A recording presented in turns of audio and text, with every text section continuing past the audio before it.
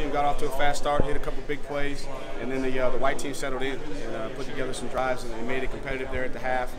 Then obviously in the second half, the orange was able to come out with the victory. But the perspective I had, I was over there with Trevor and also Hunter, and I thought they both did a really good job of managing the situation. Both of them found some big plays, made some big throws down the field. I thought T on our side, had some big plays, something that we've been anticipating that he's capable of doing. He really showed up today. Didn't quite run the ball on the orange side as well as I wanted to, but I did see on the white side, I saw Travis and Adam, make some big plays over there. I thought they did a better job running the football with the white squad. Travion showed up, somebody we've been talking about all spring. He made some plays. It was good to see DeAndre, catch a ball and take one to the house. And so overall, pleased with the competition.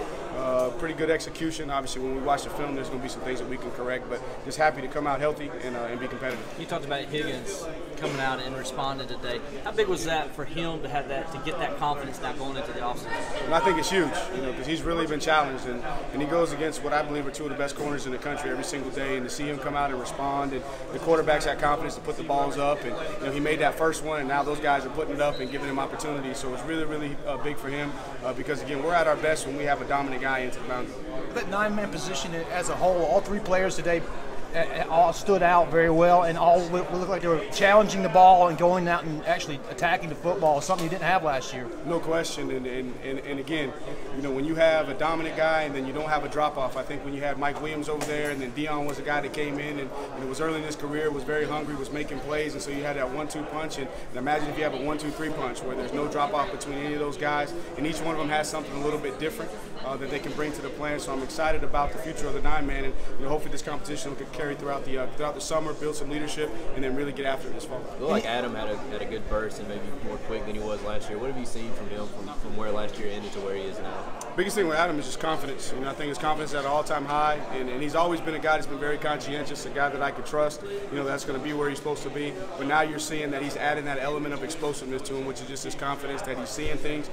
He's putting himself in position to make the plays, and he's going after it. Whereas in the past, he might have erred on the side of just taking what was there and not being ready to hit that home run. So now I got him swinging where he's got a level swing. He's going to take the base hit, but if the home run's there, he's going to take it. As far as Trevor, did you see what you were hoping to see out of him?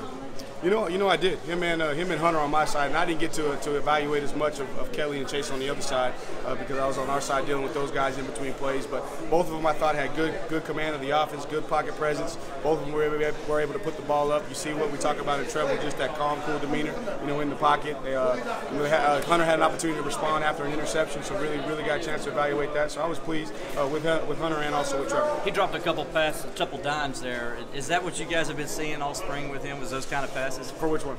From Trevor. From Trevor? Yeah, that's something that we've seen him being able to make throws.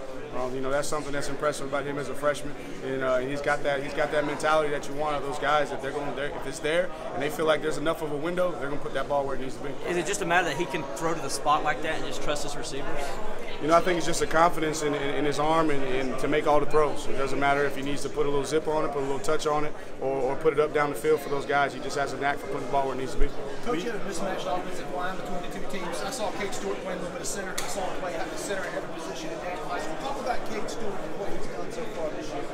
I really like where he's at in his progression. He's a guy that obviously is a guard, but we're trying to work in at center, so he's been a backup center for us as well. And so anytime you can have him in there and have consistent snaps and not have a drop-off, that's a positive for us. But he's been a guy that's just a blue-collar, hard-nosed kid. He's tough, he's physical. Biggest thing for him is just challenging him to trust his technique. Sometimes he'll get in there and be over-aggressive. And when you're going against our defensive front that does a lot of things with movements and twists and all that kind of stuff, you have to really rely on your technique. So it's good that he was able to get the experience of going against the top guys in a competitive situation and be able to function at multiple positions.